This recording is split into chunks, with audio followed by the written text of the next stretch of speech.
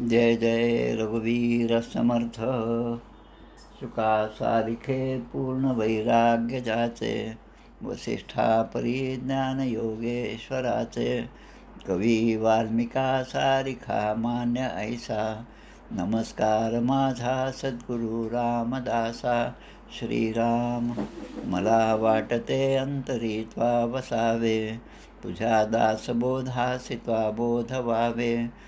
अपत्यापरी पाववी प्रेमग्रासा, महाराज या सद्गुरु रामदासा. जय जय रघुवीर समर्थ. श्रीकृष्ण गोविंद हरे मुरारे, हे नाथ नारायण वासुदेव. प्रद्युम्न दामोदर विश्वनाथ, मुकुंद विष्णोर्भगवन् नमस्ते. सच्चिदानन्दरूपाय विश्वोत्पत्त्यादिहेतवे, तापत्रय विनाशाय श्रीकृष्णाय वयं नुमः. कृष्णाय वासुदेवाय हरये परमात्मने, प्रणतक्लेशनाशाय गोविन्दाय नमो नमः. वसुदेवसुतं देवं कंसचाणूरमर्दनं, देवकी परमानन्दं कृष्णं वन्दे जगद्गुरुं. कृष्णकमलपत्राक्षं पुण्यश्रवणकीर्तनं, वासुदेवै जगद्योनिं नौमि नारायणं हरिं. कृष्ण कृष्णेति कृष्णेति यो मां स्मरति नित्यशः, जलं भित्वा यथा पद्मं संसाराद् उद्धराम्यहम्. कृष्णाय वासुदेवाय देवकीनन्दनाय च, नन्दगोपकुमाराय गोविन्दाय नमो नमः. नमः पङ्कजनाभाय नमः पङ्कजमालिने, नमः पङ्कजनेत्राय नमस्ते पङ्कजाङ्ग्रे. गोपाल कृष्ण भगवान की जय. जय जय रघुवीर समर्थ. श्री भगवानुवाच, ज्ञानं परमगुह्यं मे यद्विज्ञानसमन्वितं, सरहस्यं तदङ्गं च गृहाणगदितं मया. यावानहं यथा भावो यद्रूपगुणकर्मकः, तथैव तत्त्वविज्ञानमस्तु ते मदनुग्रहात्. अहमेवासमेवाग्रे नान्यद्यत् सदसत्परं, पश्चादहं यदेतच्च यो वशिष्येत सोऽस्म्यहम्. ऋतेर्थं यत् प्रतीयेत् न प्रतीयेत् चात्मनि, तद्विद्यादात्मनो मायां यथा भासो यथा तमः. यथा महान्ति भूतानि भूतेषु चावचेष्वनु, प्रविष्टान्यप्रविष्टानि तथा तेषु न तेष्वहम्. एतावदेव जिज्ञास्यं तत्त्वजिज्ञासुनात्मनः, अन्वयव्यतिरेकाभ्यां यत् स्यात् सर्वत्र सर्वदा. एतन्मतं समातिष्ठ परमेण समाधिना, भवान् कल्पविकल्पेषु न विमुह्यति कदाचित्. गोपाल कृष्ण भगवान की जय. दशमस्कंध पूर्वार्थ. दशमस्कंधी प्रथमोध्यायी वसुदेव देवकीचे पाही, कंसमारी पुत्र सहाही, शिशुहत्यारा महान. भगवंताचा गर्भप्रवेश, गर्भस्तुती द्वितीयोध्यायास, श्रीकृष्ण प्रगटला तृतीयास, योगमाया भविष्य चतुर्थी. पंचमात जन्मोत्सव गोकुळी, पूतना षष्ठात उद्धरली, शकट तृणावर्तोद्धार कथा केली सप्तमा माझी. अष्टमी नामकरण बाललीला, नवमी श्रीकृष्ण उखळी बांधला, दशमी यमलार्जुन उद्धरला, एकादशी तारिले वत्सबक, आघासुरोद्धार द्वादशी, ब्रह्मा मोहनाश त्रयोदशी, ब्रह्माद्वारा स्तुती चतुर्दशी, पंचदशी धेनुक कालिया युद्ध, षोडशी कालियाशी प्रसन्न, सप्तदशी त्याचे पूर्वकथन, दावानली वाचती व्रजजन, अष्टादशी प्रलंब तारिला, 19 व्रजानल शांती, 20 शरद ऋतू कथाती, 21व्यात अन्योक्ती वेणुगीत, चिरहरण 22, यज्ञपत्नीवरी कृपा 23, इंद्रयज्ञ निवारण 24, 25 गोवर्धनोद्धारण, श्रीकृष्ण चर्चा 26, श्रीकृष्णाभिषेक 27, नंद बंध मुक्ती 28, 29 रासलीलारंभ, गोपी विरह 30, गोपिका गीत 31,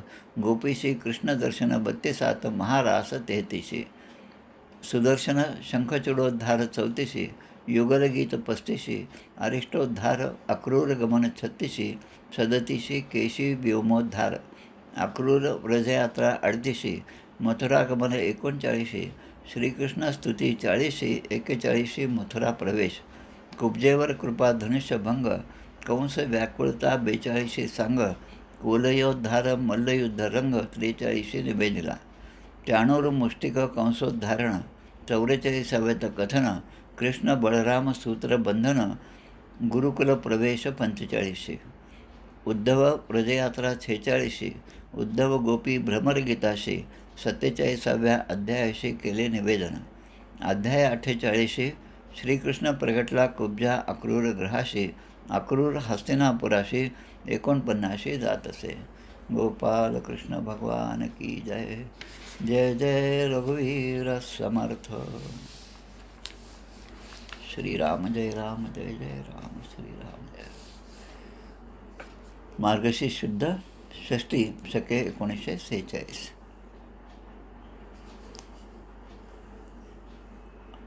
आजचा दिवस म्हणजे मार्तंड भैरव, ज्यांना खंडेराव असे म्हणतो, मल्हारी मार्तंड म्हणतो. खड्गधर हे सुद्धा एक नाव आहे. शूलपाणी, ज्याच्या हातामध्ये त्रिशूळ आहे तो शूलपाणी. या मल्हारी मार्तंडाची कथा, त्याचं एक चांगलं सिरियल आपण पूर्णपणे पाहिलेलं आहे. आजचा दिवस मार्गशीर्ष शुद्ध षष्टी म्हणजे स्कंदषष्ठी किंवा चंपाषष्ठी असं म्हणतात. स्कंद म्हणजे कार्तिकेयाचं नाव आहे स्कंद. चंपाषष्ठी असेही या आजच्या दिवसाचं एक नाव आहे. कृतयुगामध्ये मणिचूल नावाचा पर्वत, जे सप्तर्षी होते ते त्या ठिकाणी तप करीत होते, आणि जे दैत्य आहेत ते मणी आणि मल्ल, या दैत्यांनी नेहमीप्रमाणे कोणी काही चांगलं कामाला बसलं की घरामध्ये जशी घंटी वाजते आणि कोणीतरी नको असलेला येतो, तेव्हा आपल्या त्या अभ्यासामध्ये, आपल्या त्या ध्यानामध्ये, आपल्या एकाग्रतेमध्ये एक प्रकारे व्यत्यय येतो. हे जसं आहे तसंच त्या ठिकाणी ऋषींचं जे तप चालू होतं सप्तर्षींचं, त्यामध्ये ऋषींना त्रास द्यायला मणी आणि मल्ल त्या ठिकाणी आले. आता ऋषी जे आहेत ते सगळे त्रासून गेले आणि ते सर्व ऋषी इंद्राकडे गेले. आता इंद्र देवता हे, इंद्र म्हणजे देवतांचा राजा, देवांचा राजा असणारा इंद्राने सुद्धा त्यांचं सगळं ऐकून घेतलं, पण शेवटी आपली असमर्थता त्या ठिकाणी व्यक्त केली. कारण इंद्राला माहीत होतं की मणी आणि मल्ल यांना ब्रह्मदेवाने वरदान दिले आहे, त्यामुळे त्यांना मारणं शक्य नाही. नंतर ही सगळी मंडळी देवता जे आहे ते विष्णूकडे गेले, भगवान विष्णूकडे. आतापर्यंत आपण सगळ्या चर्चेमध्ये पाहिलं की ब्रह्मदेवाकडे झालं नाही काम म्हणून ते शिवाकडे गेले, आणि शिवाकडून काम झालं नाही म्हणून ते महाविष्णूकडे गेले. पण इथे थोडंसं फरक आहे त्यामध्ये. विष्णूने पण सांगितलं की मी पण ह्यावर काही इलाज करू शकत नाही. आता राहिले तिसरे तर मणिमल्ल यांच्या या मर्दनासाठी, त्यांच्या नाशासाठी ही सगळी मंडळी मग शिवाकडे गेली. भगवान शिव, कार्तिकेय स्कंद त्यांचा पुत्र असणारे कार्तिकेय यांच्या नेतृत्वामध्ये भगवान शिवाने 7 कोटी गण, आपले 7 कोटी गण त्यांच्याबरोबर दिले आणि या मणिचूल पर्वतावर त्याने चढाई केली. भयंकर असं युद्ध त्या ठिकाणी झालं, आणि त्या युद्धामध्ये या मणीचे, या राक्षसाचे वक्षस्थल फोडले. आता तो जमिनीवर पडला.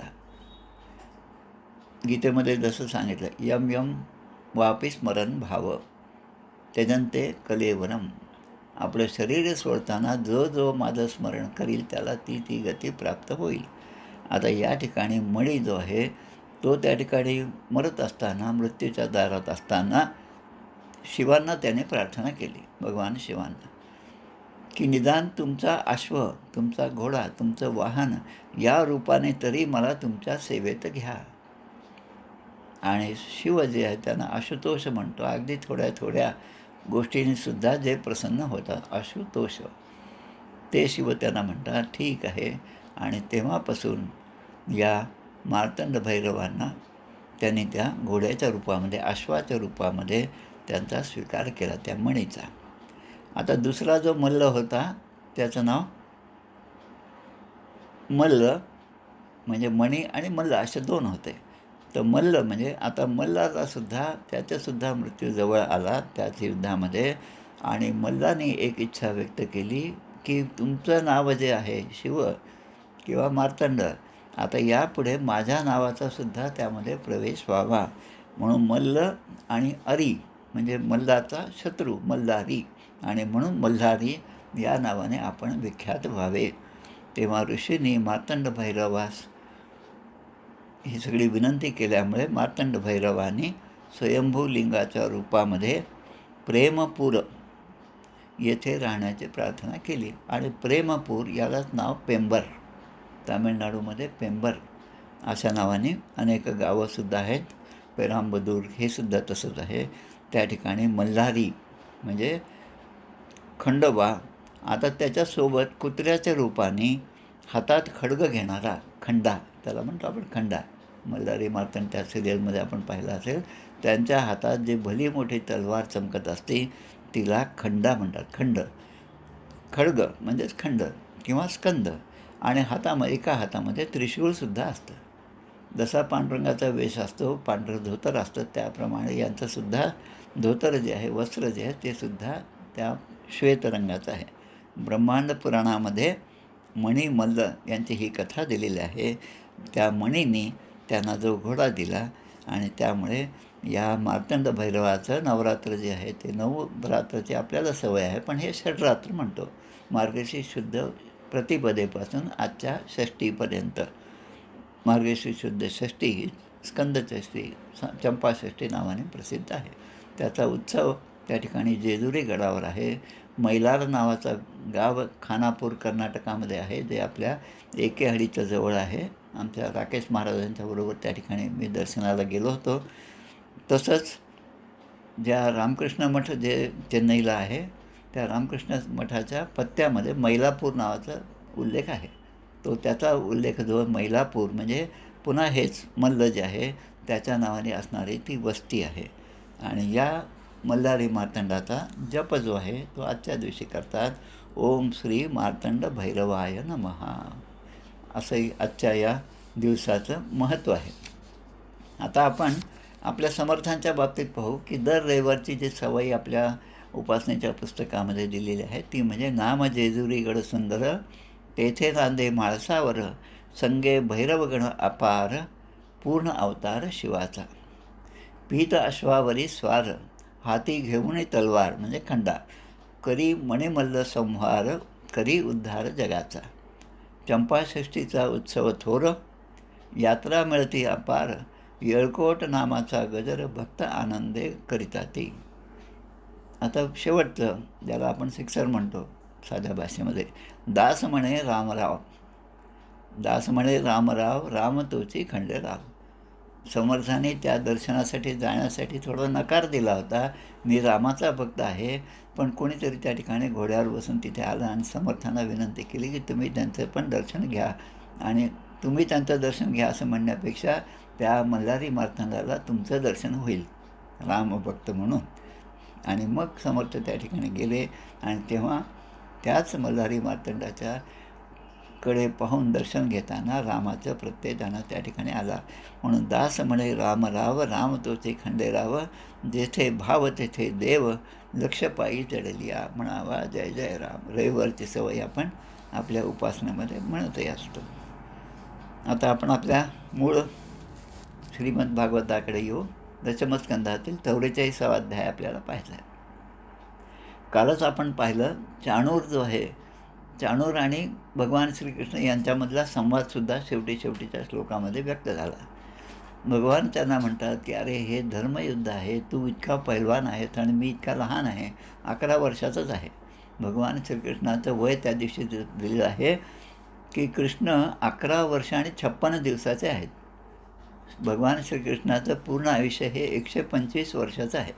त्यामध्ये त्यांनी जे जे पराक्रम केले, ज्या ज्या घटना घडल्या, त्याचा क्रमवारसुद्धा दिलेला आहे.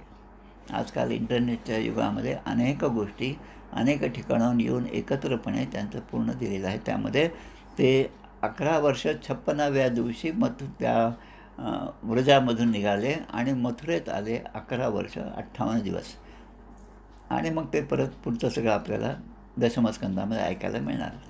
म्हणून चाणूर जो आहे तो चाणूराने सांगितलं की तू माझ्याशी युद्ध कर, मल्लयुद्ध कर, आणि बलराम याच्याशी मुष्टिकाचं मल्लयुद्ध होईल. आता दोघांचं मल्लयुद्ध सुरू झालं. जे दोन्ही खऱ्या अर्थाने आपल्या आता इंग्रजी भाषेमध्ये जे सारखे वजन असणारे जे पैलवान असतात, ते जेव्हा कुस्तीमध्ये जेव्हा तो डाव सुरू होतो तेव्हा एकमेकांना ते भिडतात. कोपरापासून हातांना हात, गुडघ्यांना गुडघे, त्याच्यानंतर डोक्यांना डोकी आपटली जातात, छातीला छाती टेकवून दिली जाते. असे ते एकमेकावर आघात करू लागले. आता ते आघात करत असताना गरगर फिरवणे, लांब ढकलणे, मिठीमध्ये घेणे आणि दाबणे, त्यांना खाली पाडणे, हे सगळ्या ज्या लीला आहेत त्या सगळ्या त्या ठिकाणी सुरू झाल्या. कुस्त्यांची दंगल पाहण्यासाठी पुष्कळशा महिलासुद्धा त्या ठिकाणी आलेल्या होत्या. तद्बला बलवद युद्धम समेता सर्व योषितः, योषितः म्हणजे स्त्रिया, ऊचुः परस्परम राजन सानुकंपा वरुथशः.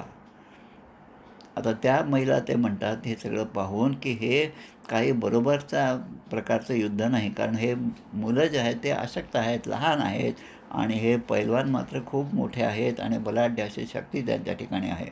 मुलांची दया येऊन त्या आपापसात वर्णन करू लागल्या, त्या बोलू लागल्या, चर्चा करू लागल्या की या राजसभेमध्ये राजा कंस बसलेला आहे, इतर सरदार आहे, इतर त्यांचे मांडलिक आहेत, या सगळ्यांच्या समोर हे जे बलवान आणि दुर्बल यांची कुस्ती सुरू आहे. काल आपण असाच एक श्लोक पाहिला होता की जे युद्ध अशा प्रकारचं युद्ध झालं तर तो अधर्मच आहे, आणि ते पाहणारे त्याचे साक्षीदार त्या ठिकाणी टाळ्या वाजवणारे हे सुद्धा त्या पापाचे भागीदार होतात. तसा श्लोक या ठिकाणी सुद्धा दिलेला आहे. पुढे म्हणतात की बुद्धिमान पुरुषाने, आता बुद्धिमान पुरुषाने अशा ठिकाणी जर गेलं आणि त्या ठिकाणी जर त्यांना काही दोष दिसले तर ते दोष व्यक्त करायला पाहिजे, पण ते करत नाहीत. म्हणून अशा ठिकाणी बुद्धिमान पुरुषाने जाऊ नये, असा पहिला भाग आहे. न सभाम प्रविशेत प्राज्ञः, प्राज्ञ म्हणजे बुद्धिमान. न सभाम प्रविशेत, अशा सभेमध्ये बुद्धिमान माणसाने जाऊ नये. सभ्य दोषानु अनुस्मरण, सभ्य दोषान अनुस्मरण, जे सभ्य आहे ते समोर दिसणाऱ्यांचे दोष जे आहेत त्याचं अनुस्मरण म्हणजे त्यांचे अवगुण न सांगणे, किंवा ते न सांगता त्या ठिकाणी शांत बसणे, गप्प बसणे, किंवा मी ते जाणतच नाही असा भाव आणणे, या ज्या गोष्टी आहेत त्या माणसाला दोषाचे भागीदार बनवतात. असा एक श्लोक या ठिकाणी दिला आहे. आता कमळाच्या पानावर जसं जलबिंदू चमकतात तसं या ठिकाणी घामाचे बिंदू या मल्लांच्या युद्धामध्ये भगवान श्रीकृष्ण, त्यानंतर चाणूक आहे, मुष्टिक आहे आणि बलराम आहे, यांच्या चेहऱ्यावर चमकायला लागले. आता मुष्टिकावर रागवल्यामुळे बलरामाचा चेहरासुद्धा तसाच लालबुंद झाला, पण तरी पण बलरामांचं सौंदर्य, कृष्णाचं सौंदर्य हे कुठल्याही अर्थाने कमी झालेलं नव्हतं. आता त्या स्त्रिया, ते सगळे पाहणारी मंडळी जे आहेत ते आता काही काही आपल्या मनातलं व्यक्त करत आहे. पुण्याबत व्रजभुवो यदयम नृलिंग गूढ पुराणपुरुषो वनचित्रमाल्य. कारण हे पुरुषोत्तम भगवंत जे आहेत ते आपला मनुष्याचा वेश धारण करून या ठिकाणी आलेले आहेत. त्याने हा अवतार धारण केलेला आहे. भगवान शंकर असो किंवा स्वतः लक्ष्मी असो, ज्यांच्या चरणांची पूजा करते.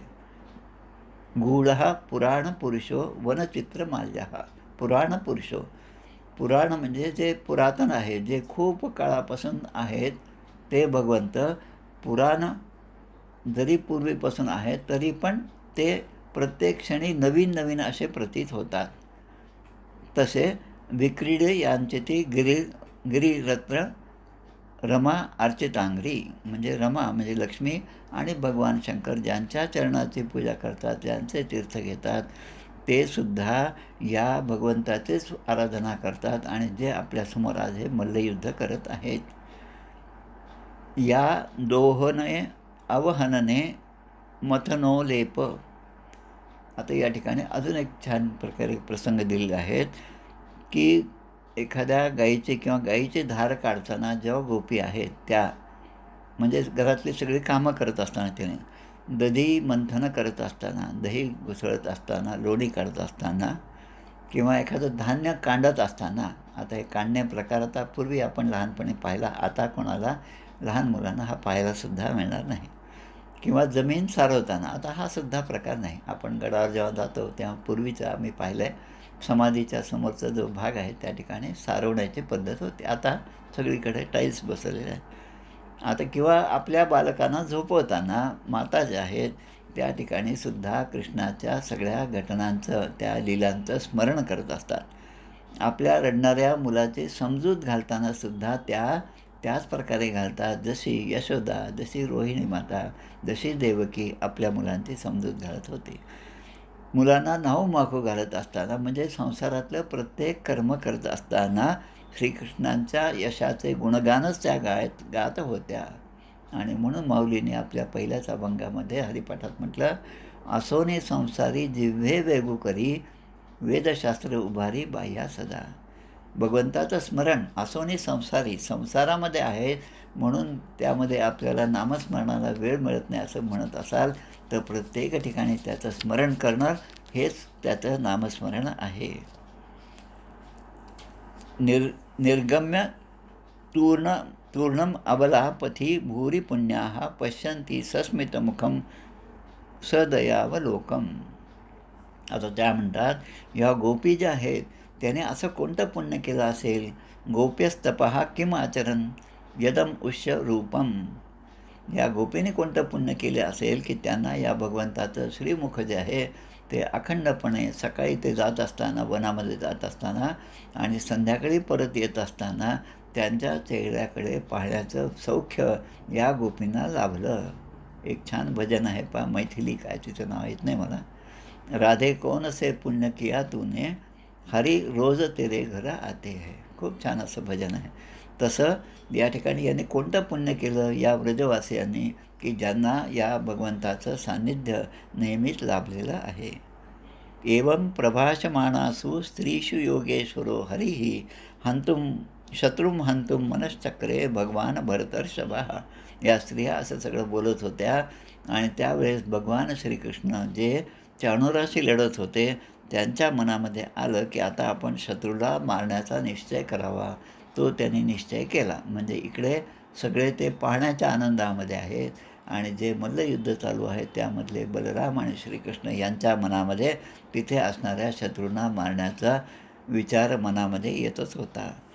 आणि मग आता ते म्हणतात की श्रीकृष्ण आणि चाणूर हे वेगवेगळे डावपेच करत होते आणि ज्याप्रमाणे कुस्ती लढत होते ते पाहून हे बलराम आणि श्रीकृष्णांचे ते सगळे डावपेच पाहून मुष्टिक आणि चाणूर हे दोघेही त्या ठिकाणी हतबल झालेले होते. आता वज्रापेक्षाही कठोर अशा अंगाने रगडण्यामुळे आता भगवान श्रीकृष्ण जे डाव्या हाताच्या करंगळीवर एवढा मोठा तो पर्वत जो आहे तो गोवर्धन पर्वत जे उचलू शकत होते डाव्या हाताच्या करंगळीवर, म्हणजे करंगळीवर एवढी शक्ती की एवढा मोठा पर्वत ते उचलू शकत होते. त्यांचं अंग या चाणूराशी भिडल्यामुळे चाणूराचे अंग प्रत्यंग जे आहेत ती आता खिळखिळी होऊ लागली. आता त्यामुळे त्याला वारंवार मूर्छा येऊ लागली. भगवंतं वासुदेवं क्रुद्धो वक्षस्य बाधतः. आता हे केल्यामुळे हा चाणूर जो आहे तो मात्र त्या भगवंताने त्याचे दोन्ही हात पकडले आणि जसं धुणं धुताना ज्या स्त्रिया आहेत ते धुणं धुताना त्या दगडावर ते धुणं जसं आपटतात तसं त्यांनी त्याला त्या ठिकाणी गरगर फिरवून आपटलेलं आहे. आणि त्या वेगानेच इंद्रध्वज इवा पतत. इंद्राचा ध्वज जसा पडावा तसा तो चाणूर त्या ठिकाणी खाली पडला. आता इकडे बलराम जे मुष्टिकाबरोबर मल्लयुद्ध सुरू होतं त्या बलरामाने सुद्धा त्या मुष्टिकाने खरं म्हणजे खूप शक्तीने बलरामानं सुद्धा ठोसा मारलेला आहे. आणि बलरामांनी एकदम अतिशय रागाने त्याला एक जोरात फक्त चापट मारली आणि त्याचा परिणाम असा की तो मुष्टिकसुद्धा आता थरथर कापू लागला. अत्यंत व्यथित होऊन तो तोंडातून रक्त ओतत होता. व्यसुहू पपातो व्युपस्थे वाताहत इवांघ्रिपहा. आता बलरामाने यानंतर आता बलराम आणि श्रीकृष्ण यांनी चाणूर आणि मुष्टिक यांच्याशी युद्ध केलं. आता बलरामाने कूट नावाच्या दैत्याला सुद्धा मारलेलं आहे. ते सुद्धा यामध्ये दिलेलं आहे.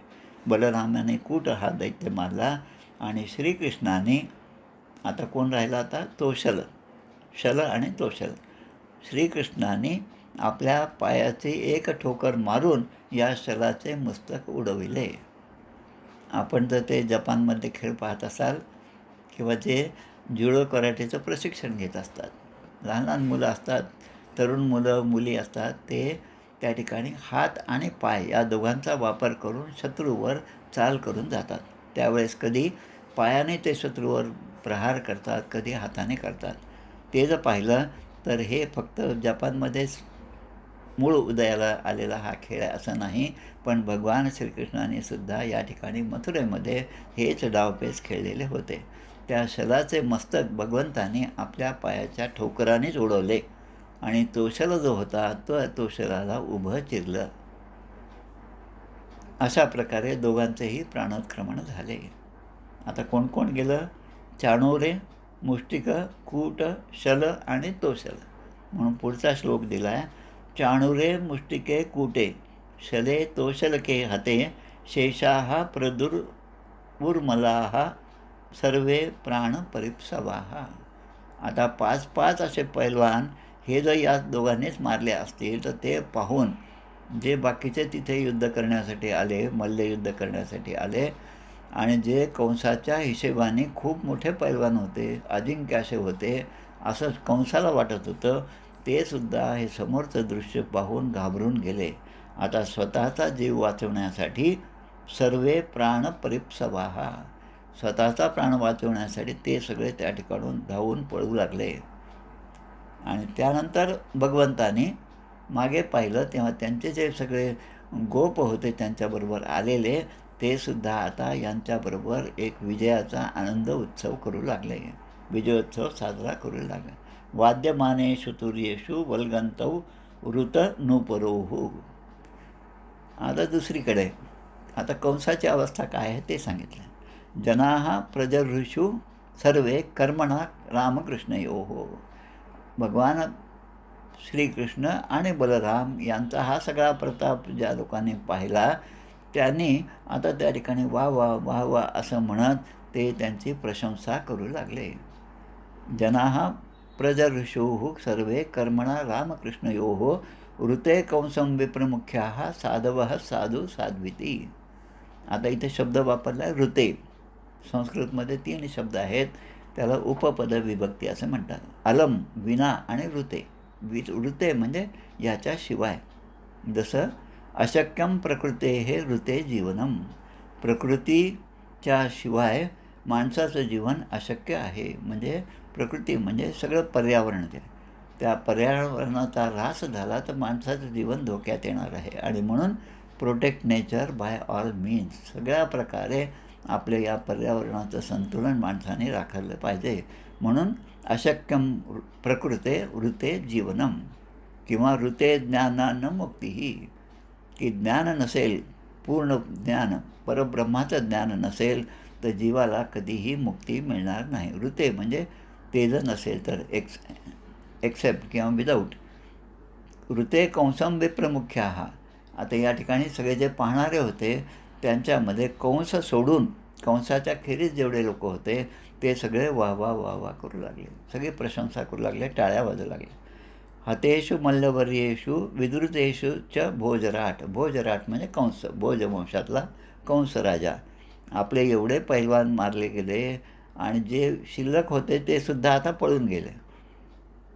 त्या कोणता सिनेमा होता, शोले सिनेमामध्ये एक तो डायलॉग होता पहा असरानीचा, की आधे लोग इधर जाओ आधे उधर जाओ और बाकी जो बचे वो मेरे पीछे आओ. आणि तो मागे पाहतो त्या मागे कोणीच नाही. तशी कंसाची अवस्था त्या ठिकाणी झाली. कंसाने आपले वाजवणे, ते वाद्य वाजवणारे जे मंडळी होते त्यांनासुद्धा सांगितले की आता वाजवू नका, आता थांबा, कारण आता आमचीच वाजण्याची वेळ आली आहे. आपल्या सेवकांना त्याने आज्ञा केली. आता जी आज्ञा केली ती आज्ञा किती भयंकर आहे ते पहा. 2 श्लोकात त्याचं वर्णन केलेलं आहे.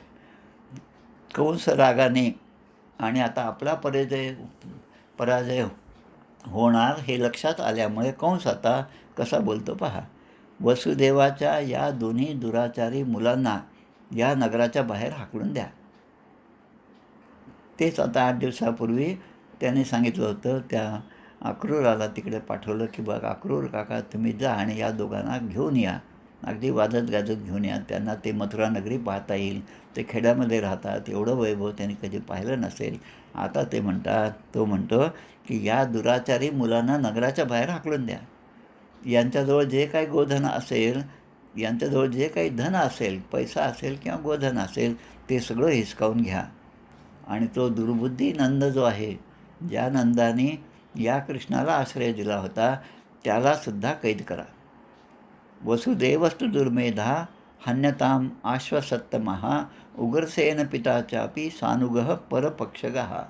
आता उग्रसेन, कंस म्हणतो उग्रसेन हा माझा बाप आहे, पण तो सुद्धा शत्रुपक्षाला जाऊन मिळालेला आहे, त्यामुळे त्यालासुद्धा जिवंत ठेवू नका.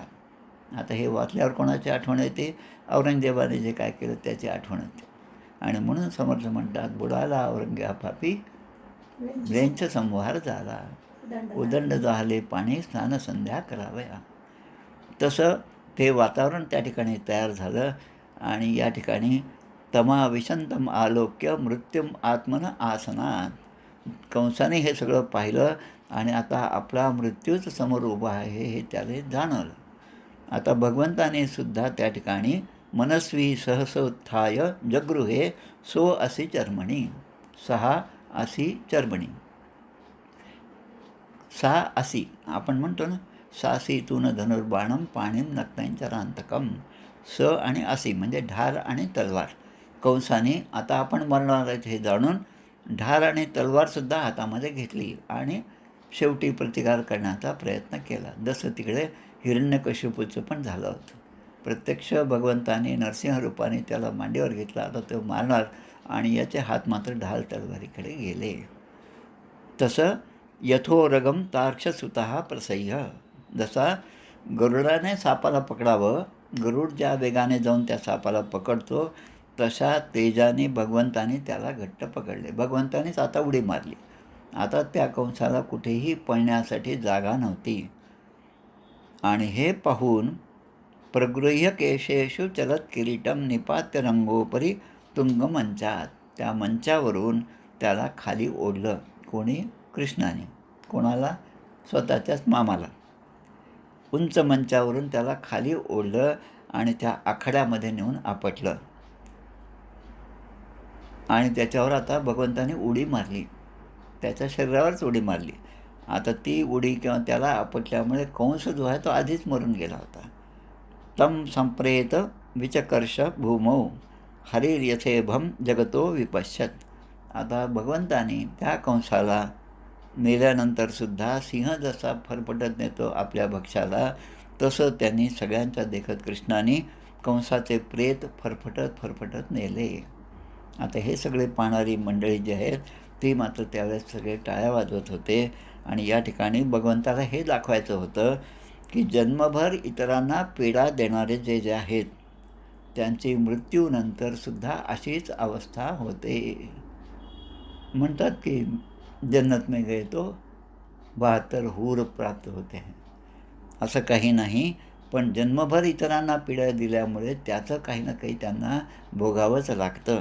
आणि ते दाखवण्यासाठी भगवंताने हे केलं. नाहीतर मेलेला कंस होता, त्याला फरफटत नेऊन पुन्हा दुसरीकडे नेण्याची काही आवश्यकता नव्हती. पण भगवंताने हे दाखवून दिलं की अशा प्रकारे तुम्ही जर इतरांना त्रास दिला तर तुमचीसुद्धा तीच गती होते. अत्यंत भयभीत होऊन, कारण हा कंस जोपर्यंत जिवंत होता तोपर्यंत भगवंताचंच चिंतन करत होता. खाताना, पिताना, झोपताना, चालताना, बोलताना, श्वास घेताना सुद्धा 21,600 अजपा निरूपण 17:5 दिलेलं आहे. 21,600 वेळा माणूस श्वास घेतो. या कंसाने दररोज 21,600 वेळा श्वास घेताना सुद्धा या भगवंताचं भीतीने का असेना स्मरण केलं. आणि म्हणून त्याला दुर्लभ अशी गती प्राप्त झाली. कोणती गती? सारूप्य मुक्ती ही कंसाला प्राप्त झाली. आता कंसाचे जे बंधू होते त्या ठिकाणी असणारे भाऊ, आता त्यांनासुद्धा आता अंगामध्ये संचार झाला. आता या दोघांना आम्हीच मारतो म्हणून आता ते पुढे आले. कंक, न्यग्रोध असे त्याचे 8 भाऊ होते असा उल्लेख या ठिकाणी केला. तस्य अनुजा भ्रातरो औष्टौ 8 भाऊ होते. कंक न्यग्रोधक आदयः, कंक न्यग्रोध असे त्याचे 8 भाऊ होते. आता ते सुद्धा भावाच्या मृत्यूचा बदला घेण्यासाठी त्या ठिकाणी धावून आले. पण बलरामांनी परिघाने सिंह जसा पशूंना मारतो त्याप्रमाणे हातामध्ये परिघ घेऊन त्या सर्वांना मारलेलं आहे. आता कंसाच्या पत्न्या ज्या आहेत तेषां स्त्रियो महाराज सुरन मरण दुःखिताः. कंसाच्या पत्नी आस्ती आणि प्राप्ती या दोन्ही पत्नी म्हणजे आपल्या जरासंधाच्या मुली असणाऱ्या या दोघी. आता कंस आणि त्याच्या भावाच्या पत्नी यांच्या स्वजनांच्या मृत्यूमुळे त्या अति दुःखित झाल्या आणि डोळ्यातून अश्रुधारा त्यांच्या वाहू लागल्या. आणि तरी पण त्या म्हणतात, हा नाथ प्रिय धर्मज्ञ करुणानाथ वत्सला. आता प्रत्येक बाईला आपला नवरा हा धर्मज्ञच वाटतो, धर्माचं सगळं ज्ञान असणारा, प्रिय तर वाटतो. तसं या दोघींनासुद्धा कंस तसाच वाटत होता. आणि म्हणून त्या म्हणतात, त्वया हतेन निहता वयम ते सगृह प्रजाः. आता तुमचाच मृत्यू झाला असल्यामुळे आम्ही आता अनाथ झालो. आमची घरं जी आहेत ती आता उजाडलेली आहेत, त्यामुळे आता आम्हाला आश्रयदाता असा कोणीच उरला नाही. आत्तापर्यंत तुम्ही या पुरीचे स्वामी होता, आता तुम्ही गेल्यामुळे या ठिकाणचे सगळे उत्सवसुद्धा संपले. मांगल्य जे होतं ते सुद्धा लयाला गेलं. आता मांगल्य म्हणजे कसं, आता कंसासारख्या दुष्ट माणसाच्या ठिकाणी मांगल्य असणं शक्य आहे का? पण त्यांनी त्या मांगल्याची भाषाच बदलली होती. न शोभते वयम इव निवृत्तोत्सव मंगलाः. मग निरपराध लोकांना तुम्ही अतिशय छळलं आणि म्हणून आपली ही दशा झाली असा त्या विचार करू लागला. जीवांना पीडा देणाऱ्यांचं कल्याण कधीच होणार नाही. आणि म्हणून सात्विक आहार जो आहे तो सात्विक आहार माणसाने घेतला पाहिजे. दुसऱ्या जीवांना पीडा देऊन सामिष भोजन करणं, मिषसहित म्हणजे मांसाहारी भोजन करणाऱ्यांना ते ज्या प्राण्यांना ज्या प्रकारे मारतात, त्रास देऊन मारतात, त्याप्रमाणे त्या जीवाला मेल्यानंतर तसे भोग भोगावे लागतात. कारण मेल्यानंतर कसे भोग भोगता असा प्रश्न असेल तर मेल्यानंतर माणसाला 2 शरीर प्राप्त होतात. एक भोग शरीर आणि दुसरं देवशरीर. देवशरीर चांगल्या कामाबद्दलचं जे सुख आहे ते त्या देवशरीराकडून त्याला ते सुख अनुभवता येतं. आणि जे यातना शरीर आहे ते यातना शरीराचे ते सगळे यातना त्याला सहन कराव्या लागतात. आणि म्हणून आपण या श्रीमद भागवतामध्ये पाहिलं, अगदी शेवटचा अध्याय होता की 28 नरकांचं वर्णन त्या ठिकाणी केलेलं आहे. तेने माम भो दशाम नीतो भूतधृक को लभेत शम. निरपराध लोकांना छळल्यामुळे आपली अशी दशा झाली आहे. तर जीवांना पीडा देणाऱ्यांचं कल्याण कसं काय होईल असाच विचार आजसुद्धा आपण आपल्या मनामध्ये ठेवावा आणि सत्याने वागावं. हे भगवान जगातील सगळ्या प्राण्यांची उत्पत्ती करतात, स्थिती आहे, प्रलय आहे, हे सगळं तेच करतात. पण जे यांचे वाईट व्हावे असं चिंतन करतात. मंदिरं पाडणं, त्या ठिकाणी काही आपलं प्रार्थनास्थळ मस्जिद बांधणं, हे सगळं जे दुसऱ्यांचं वाईट करणं हे आमच्याच धर्मामध्ये लिहिलं आहे असे जे म्हणतात, त्यांच्यासाठी तो कधीच सुखी होत नाही. गोप्ताच तद अवध्यायी न क्वचित सुखमेधते. त्यांना थोडंसुद्धा सुख प्राप्त होणार नाही. आता शुकदेव जे आहेत ते परीक्षित राजाला सांगतात, राजयोषित आश्वास्य भगवान लोकभावना. लोकभावना म्हणजे प्रत्येकाच्या भावनेची, प्रत्येकाच्या मनाची कदर करणारे भगवंत.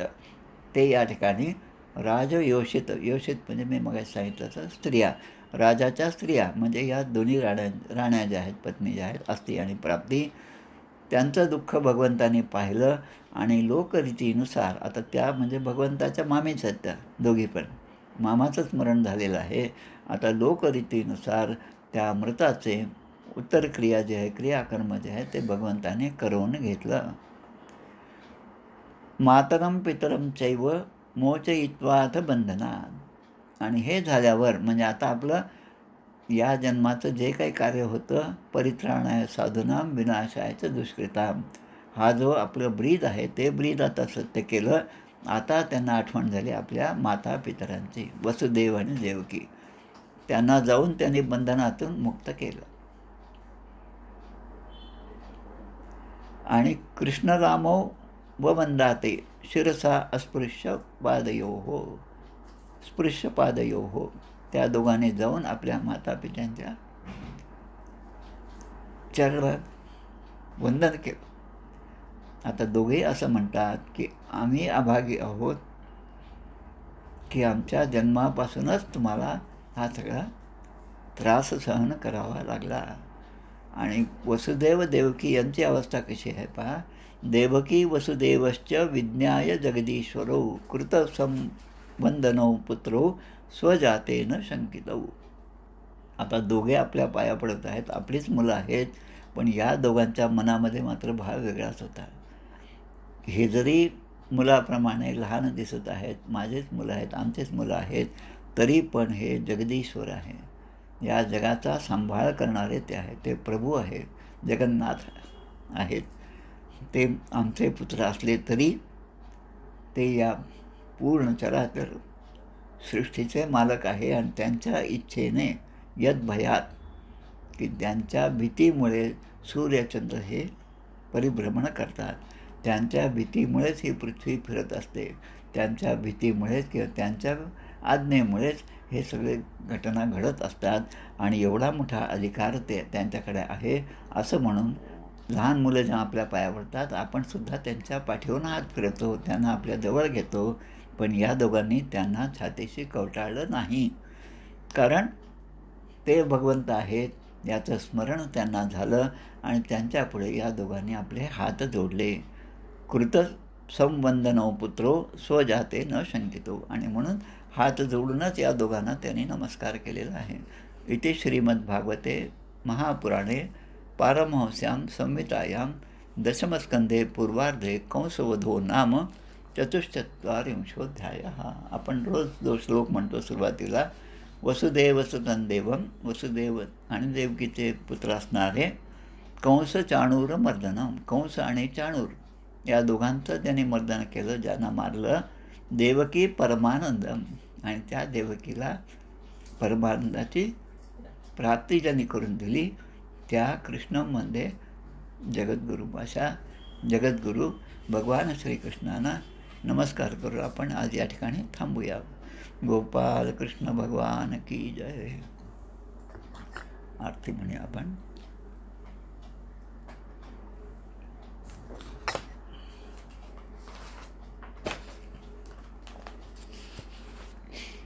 जय हो जय श्री भागवता, आरती करी तुझ भगवंता. जय हो जय श्री भागवता, आरती करी तुझ भगवंता. श्री शुकमुनीने परम भक्तीने नाना परीने गायले जा हरिचरिता. आरती करी तुझ भगवंता. वेदतरुचे मधुर फळ, स्वादुरसे जे सोज्वळ. आत्मा राम मुनी अचळ, सेवुनी करीती जन सफळ. महापर्वणी आली अवनी, की अगहरणी भवजलतरणी ती पतिता. आरती करी तुझा भगवंता. येथे व्यासांची वाणी, सार्थक हरिगुण गावोनी. शास्त्र पुराणी मुकुटमणी, परम प्रेमामृत जननी. सहज सेविता भाविक भक्ता, उदारदाता मोक्षतत्वता देहाता. आरती करी तुझ भगवंता. गमते जणू मानस तीर्थ, द्वादश सोपाने युक्त. निर्मल भक्ती जले भरित, विहरे हरिहंस चितेथ. श्लोक सुकुमले संत अलिकुले, सेवुनि रमले भान विसरले रस पिता, आरती करी तुझ भगवंता. अपार महिमा ग्रंथाचा, वदवे ना कोणासाचा. मेवा कविवर संतांचा, प्राणची कीर्तनकारांचा. धनुबोधाचा स्वयंप्रभेचा, द्वादश कळीचा रवी अंतरीचा. तमहर्ता, आरती करी तुझ भगवंता. ग्रंथ नव्हे हा श्रीकृष्ण, गीते वेधी मन पूर्ण. अनन्य होता या शरण, खचित टळे जन्म मरण. प्रिताप जाती चिरये शांती, नाथ ही वदती रामपदी ठेवी माथा. आरती करी तुझ भगवंता. जय हो जय श्री भागवता, आरती करी तुझ भगवंता. गोपाल कृष्ण भगवान की जय.